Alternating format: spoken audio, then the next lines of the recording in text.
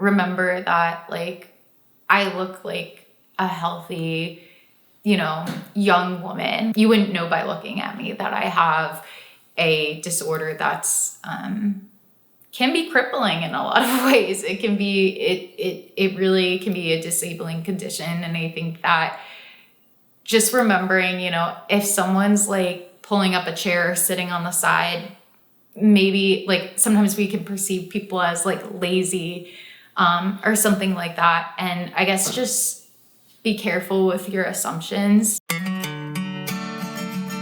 Welcome to SPSK. We believe that everybody has a story that's worthy of being heard. When we listen to one another, the world becomes a closer place, and we all benefit together. So without hesitation, let's meet today's friend. Gabby, what do you want the world to know about you? Yeah. Well, I think what I want the world to know about me is that I'm a sister, I'm a good friend, I'm a social worker, and I care about people a lot, and my relationships are super important to me. What is your diagnosis? I have POTS, or otherwise known as Postural Orthostatic Tachycardia syndrome. And it is a disorder of the autonomic nervous system. The autonomic nervous system controls things like heart rate, breathing, that kind of stuff. If you break that down, postural meaning upright, orthostatic means your blood pressure drops as you stand, and tachycardia means the heart rate is like going fast. So my heart, it's not regulated in the way that other people's are. So when I stand up, go from sitting to standing, my heart rate really skyrockets. Whereas other people's heart rates without POTS, goes up some, but not an extreme amount. And their blood pressure typically doesn't vary a whole lot. Whereas with POTS, your blood pressure can go down, which can make you feel really dizzy, can make people pass out. And so it affects a lot of daily life, whether it means just like getting ready, or walking. It can make you very fatigued because your heart's working faster than a typical person's. So that's my diagnosis and a little bit about what that actually means. Is somebody born with POTS or do they acquire it? Yeah. So most people I know acquire it in like the teen ages. And some people just have a difference of the autonomic nervous system.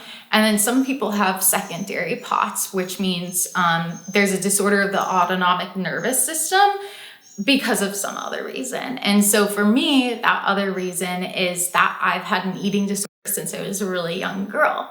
I had a disorder called in the Diagnostic Statistical Manual back then, it was called EDNOS, eating disorder not otherwise specified. Now it will be considered ARFID, which is Avoidant Restrictive Food Intake Disorder. So that means I was really, really picky. I had a lot of sensory aversions to food, just like a general disinterest in eating, never felt hungry. And then also like fear of like adverse consequences. So I have like fears of like choking or getting sick and things like that when I was younger, especially. And so because of the severity of my eating issues, I stunted my growth. I delayed the onset of puberty. I have low bone density. And then also cardiac wise, my heart was also compromised from having the eating disorder for as long as I have. And so while we don't know for sure why I got POTS, we're pretty confident that it was the disordered eating and the malnutrition from years and years of having that. And that's why, there became a disorder. And so some people for their secondary POTS can be other reasons, but that's why I have POTS. So I was diagnosed formally last year, and it has been pretty significant. My fatigue and tiredness is pretty extreme. It's been pretty limiting on day to day. I used to be like a huge runner, and that's my favorite thing in the whole world. I can't run anymore. Every morning kind of feels like I'm doing a workout just by getting ready. Like I'd say like the hardest part of the day is generally just like getting going, waking up, getting dressed, brushing my teeth, because my heart rate from, sleeping all night and being flat and then getting up, it's a real shock to my system. And things that I didn't think about, like, for example, like doing laundry and chores. Like when you think about like carrying laundry up and down the stairs, it's like my heart already gets angry walking upstairs, right? And so you add in things like laundry or carrying things when your heart's beating really fast and you're feeling really dizzy. It just can make like kind of a situation where you're compromised and kind of feel like you're gonna faint. I take a lot of medication. So I take blood pressure medication, I guess 3 times a day, and then a heart rate medication to lower my heart rate twice a day. And again, just being a really active person and going from that to this, it's not what I would have hoped for myself. That's for sure. Yeah. You talked about a lot of stuff you hate. Yeah. It's true. She did good. Yay. Who is this, Gabby? This is Melanie. She's my twin sister. That's me. Mel, how would you describe Gabby? Oh my gosh, my twin. One question I liked earlier is you asked, like, what do you want the world to know about you? And like, I think as a twin, I see her from like a much different lens than other people, but she's extremely empathetic. She's compassionate. She's caring. She takes care of everybody like in her life, like before herself. She puts everybody else first, not in a like bad way, but she just cares so much. And, we kind of like, you heard about like the side of her like diagnosis and her illness. And like, I think it's really important that people know, like, she like, not was a runner, because she's going to keep being a runner, but she's so many things like other than her illness. And she's my best friend and I love her so much. And we have lived together like our whole life until she left me for her fiance. It's fine. It's fine. Oh my gosh. Yeah. I mean, it's true, but Yeah. Gabby, tell me about Buddy. oh my gosh, I'm so excited to talk about you.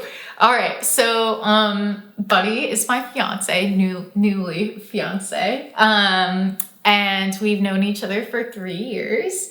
Buddy is super caring, super empathetic. He is so down to earth.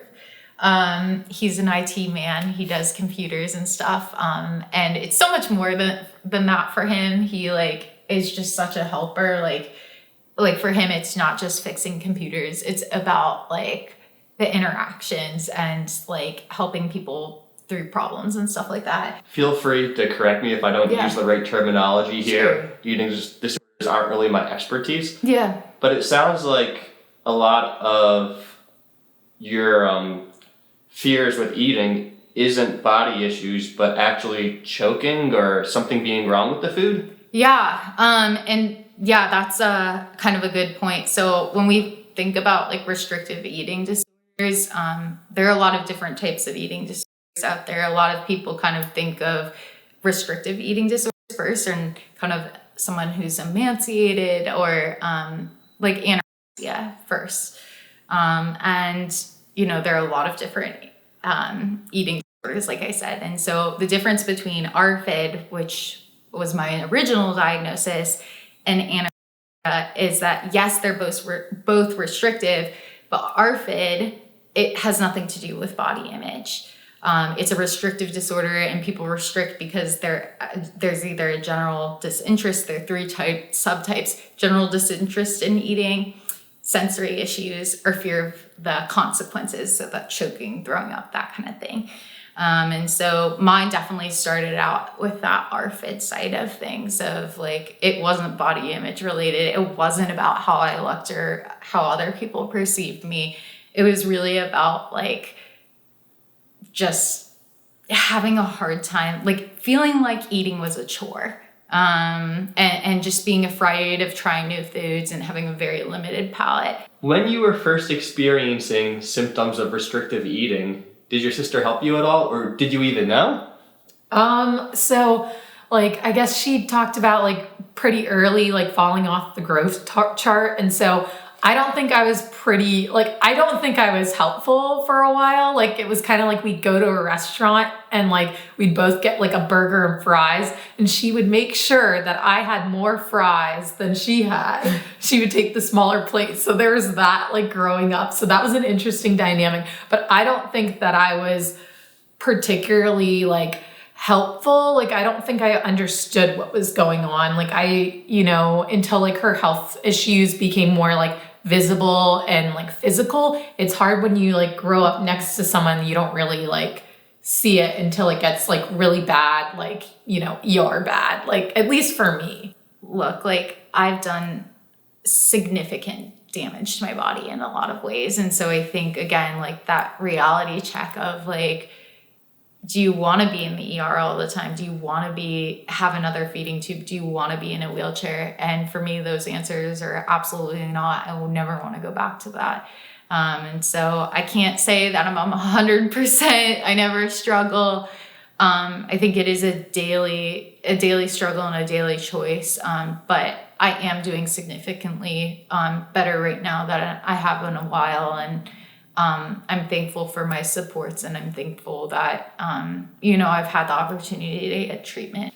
What was it like for you to see throughout your life together, Gabby have some of the more severe symptoms she's experienced? Yeah, that was all. Like, it's definitely been really hard.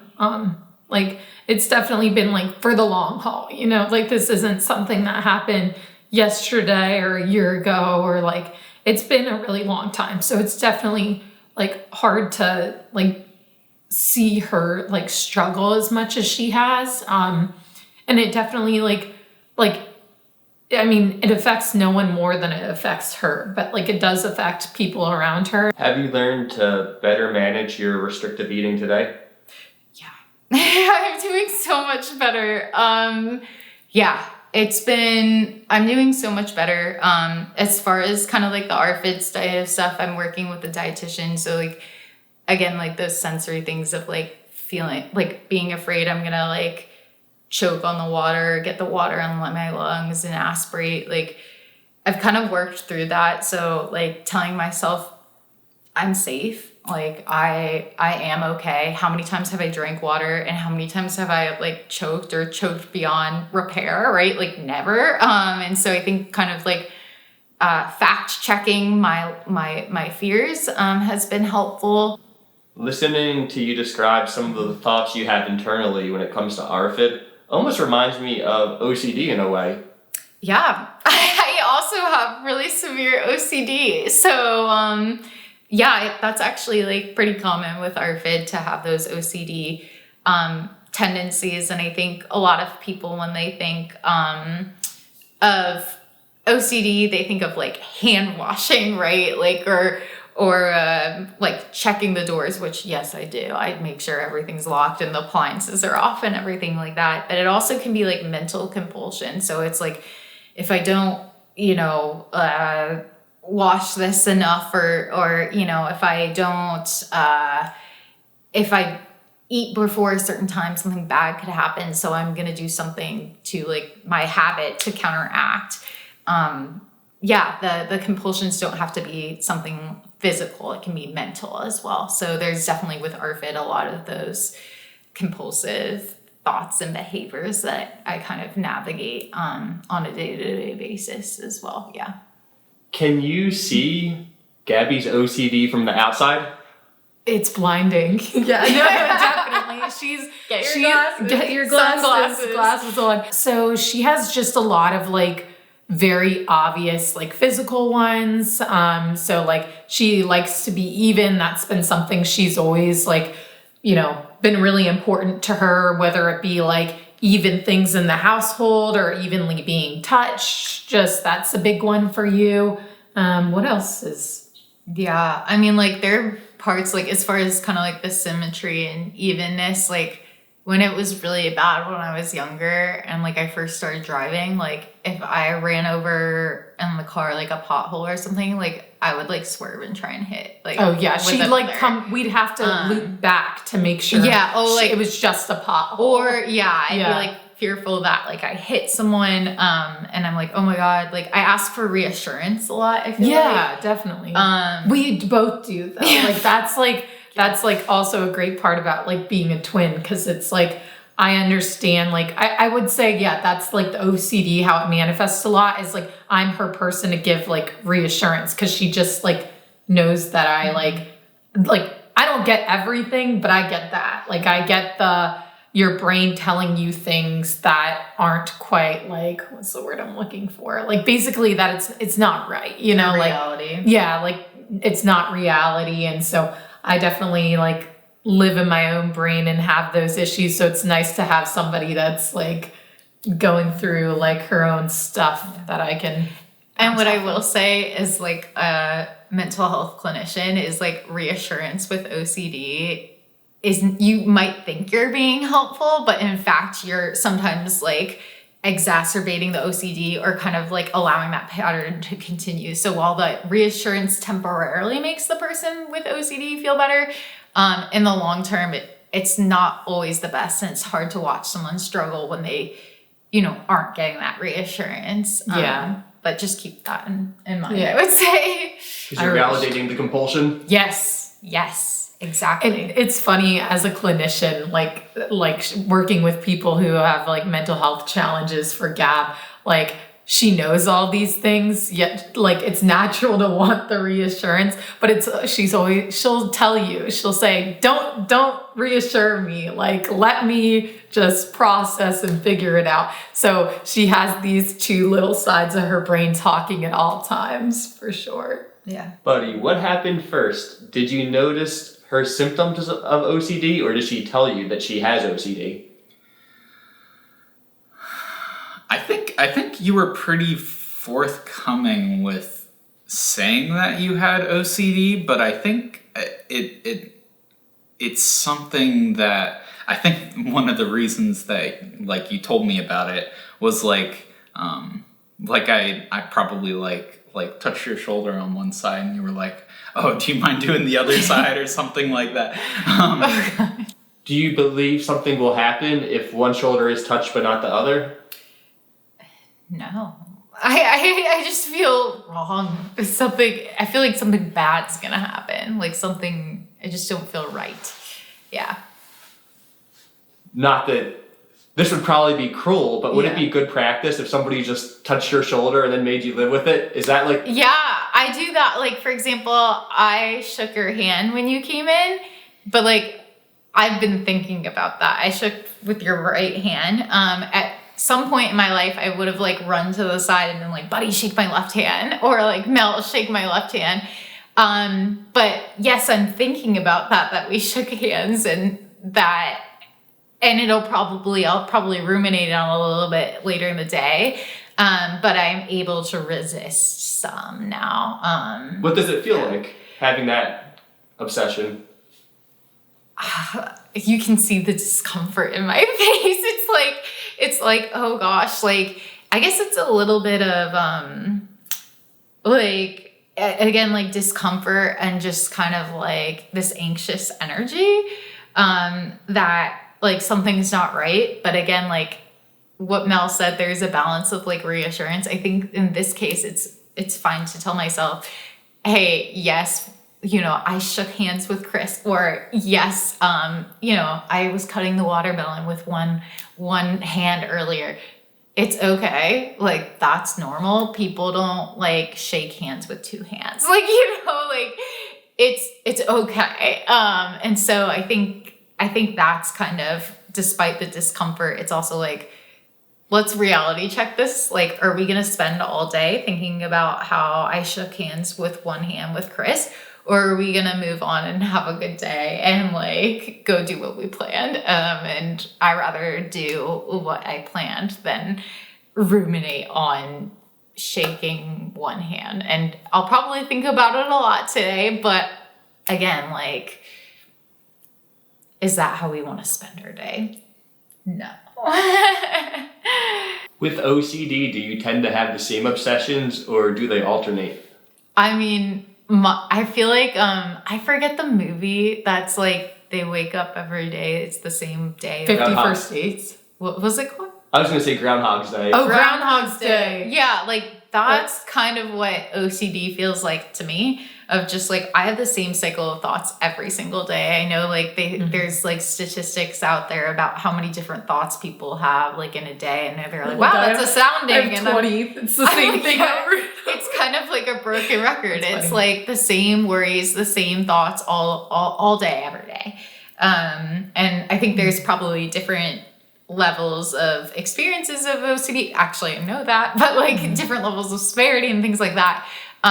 But that's what it's like to me. And I don't know, Mel also struggles with those tendencies. So I don't know if that's, I don't know how I mean, yeah, it's pretty predictable. Like, I mean, I always say I like consistency, like got it with OCD. But I think like the reality, I get better at reassuring myself, you know, like the more work I do and stuff, we keep talking about reassuring each other, but like the more you work on it, like you can dial it back in your head, or just kind of know at the current moment, that's the present reality. And like, it might change. You might like get over your fear of cliffs or whatever, or you might not, but you just got to kind of like tell yourself like, oh, like, I'm not going to jump off a cliff. Like, I'm going to, you know, just kind of like justify, like, I don't know.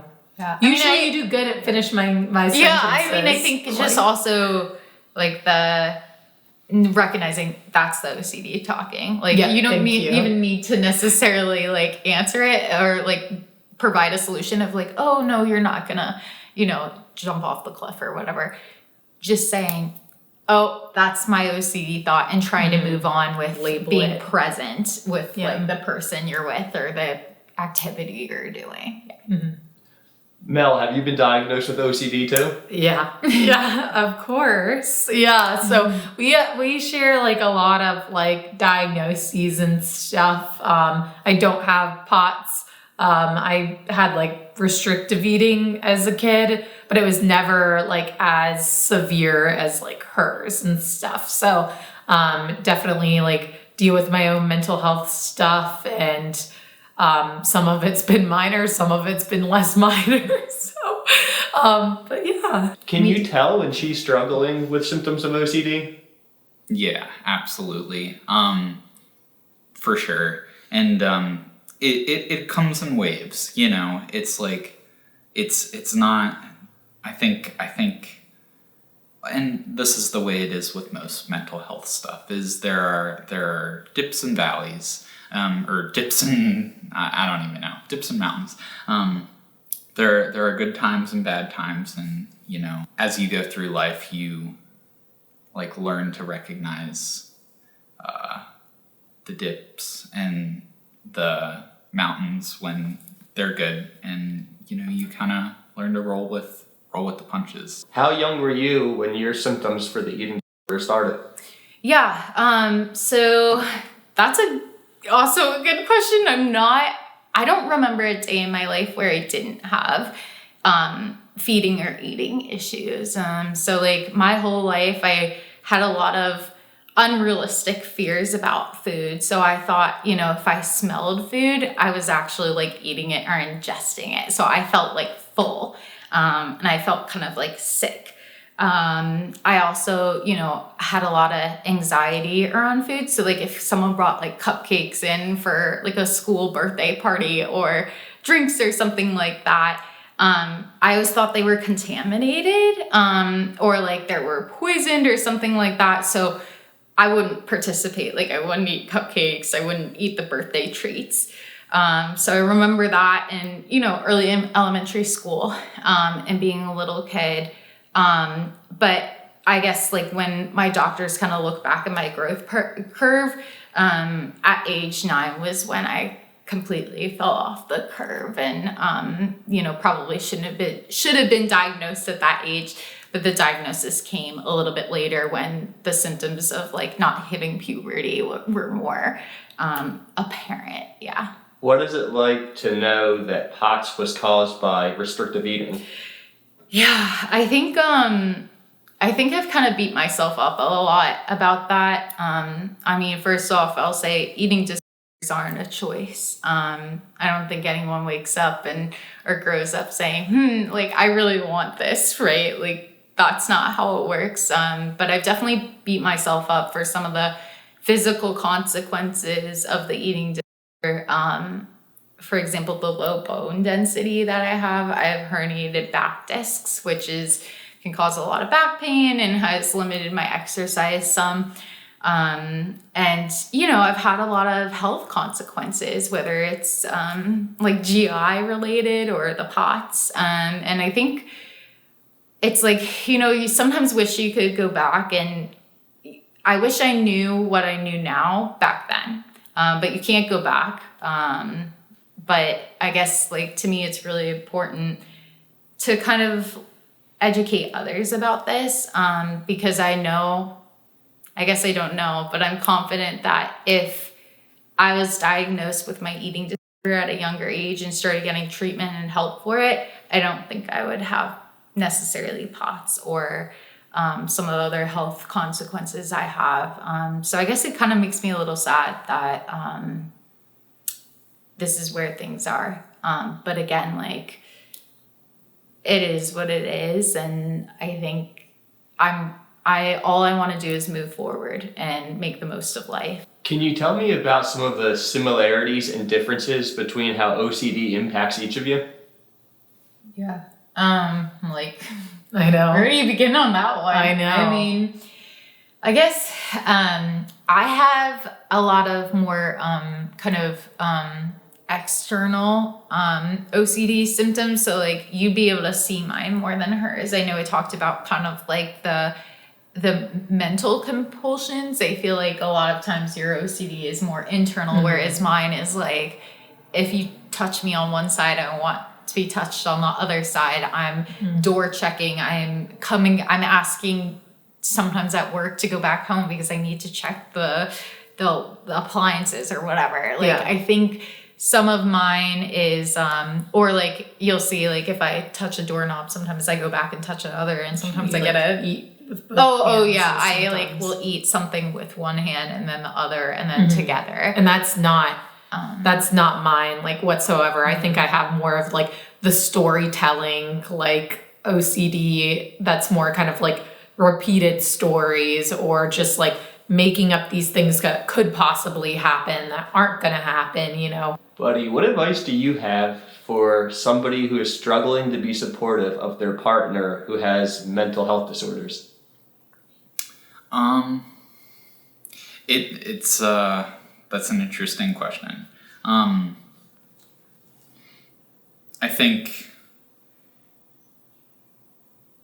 feel like there's a lot of different pieces to it, but I think a big part of it is like recognizing when you personally as a partner don't have the capacity to like be there in that moment. Like sometimes me as a partner, like I'll recognize that sometimes like I'm just like not capable in this moment, and I just need to, take a step back, go for a walk around the block, and then come back.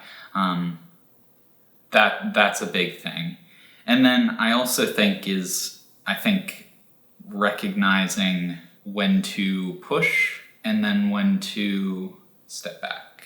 And I think it's a difficult balance a lot of times. If you don't feel like you're doing something right, like I think one of the keys is just communicate, like just ask, like, how can I help you better?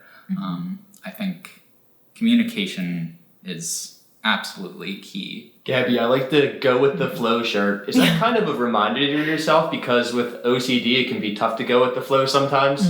Yeah, I feel like I got this from Etsy, but I feel like I like wear this diagnosis on my sleeve that no one sees, and so I was like, I sometimes like you don't owe an explanation to anyone why like things look different for you now, or like you have certain needs or things have changed. But I think I kind of like sometimes I'm like, I wish people understood. And so I feel like I got this of like to remind me that like with my POTS, yes, I don't have a choice with that. I have to go with the flow. Like I can't decide if I'm gonna have a good day and feel good or if I'm gonna like be a mid all day. I can't decide that. But I think with OCD there, yes, it is a disorder, but there's also some choice of whether you're gonna kind of like fight back on it. And so while I think it's a reminder to me of, I need to continue challenging those obsessive and compulsive behaviors. But at the same time, I'm also very rigid in type A. So I think it has a lot of meanings. What are some of your goals for the future? Oh, I feel like that. I just like light up when I think about the future because I think at parts of my life, it was hard for me to think about the future just because things felt so hard.